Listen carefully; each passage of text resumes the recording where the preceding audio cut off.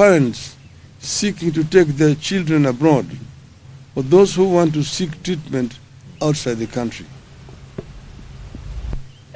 The free fall of the shilling is more taxes from the suffering Kenyans. The taxes rose at a time the overall economy has been contracting. In the second quarter of 2022, which is the first era of Kenya Kwanza regime leading into 2023, the economy grew by only 5.2%. In a similar period in 2021, it grew by 11%. The regime resorted to more borrowing, ignoring the warnings that we are in debt distress and at the risk of debt default.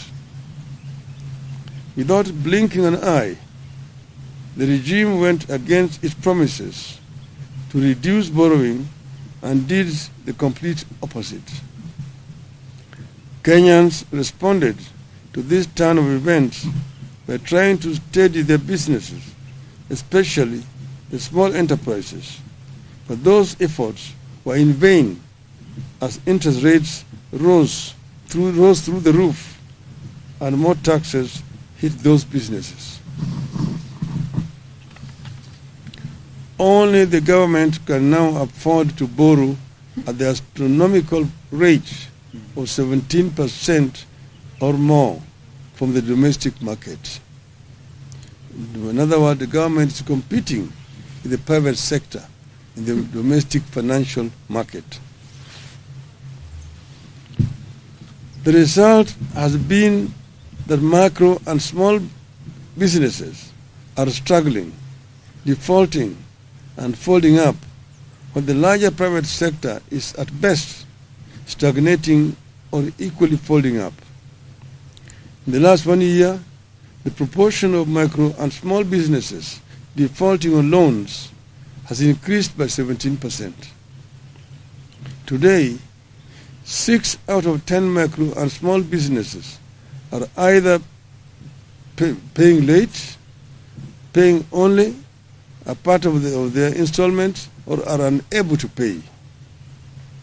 Inflation is driven by the cost of food and fuel. As long as the government has not resolved the price of food and fuel, the cost of living will not come down. No amount of fertilizer will lower the cost of food as long as the cost of fuel is unchecked. Diesel is one of the highest costs in farming. Even if you give the citizen a bag of fertilizer, but make it impossible for her or him to plow an acre of land, you have not solved the problem. The shilling taking the grains like maize, wheat, and rice that we import, those commodities have increased by 25%. As the economy has suffered, another grand betrayal of dreams has unfolded silently in the education sector. As a party, we believe that we cannot neglect education no matter the magnitude of the economic challenges which we are grappling with. We believe that if we are not to spend if we are to spend just on one thing, it should be education.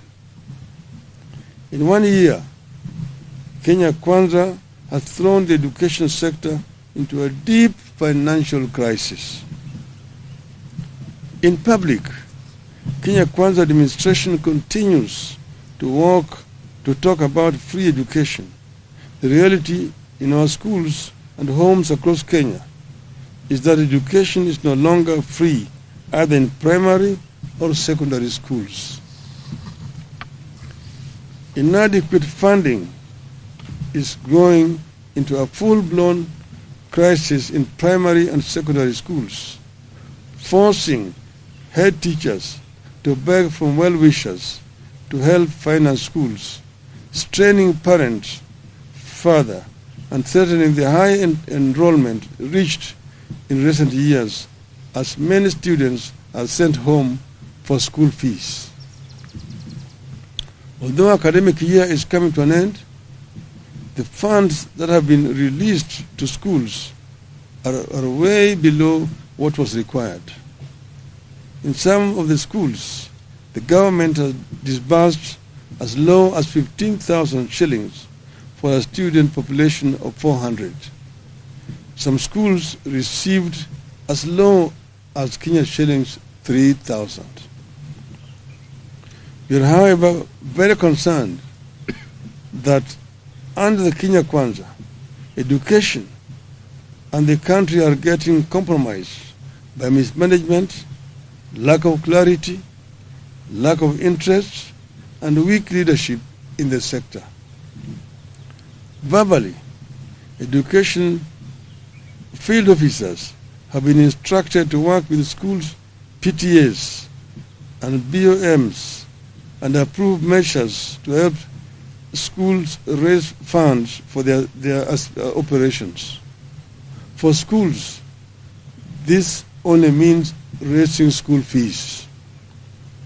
As a result of weak leadership, examination integrity is back as an issue in our education. Implementation of the CBC curriculum is in chaos. Mismanagement persists as key institutions like the TSC, the KNEC, and the ministry itself.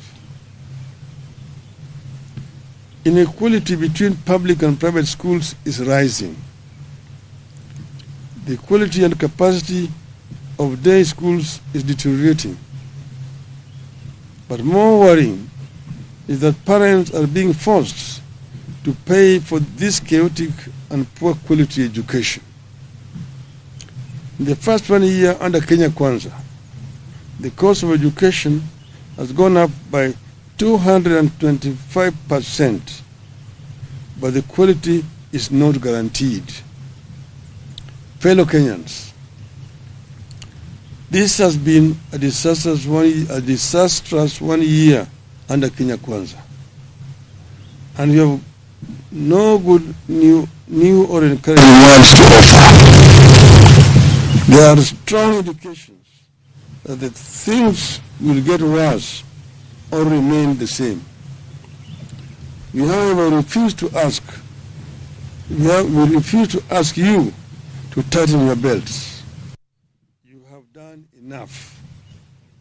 The ball is squarely in the court of the regime. They either act or await the fate that has fallen other insensitive and incompetent regimes across the continent. Yeah. End of statement.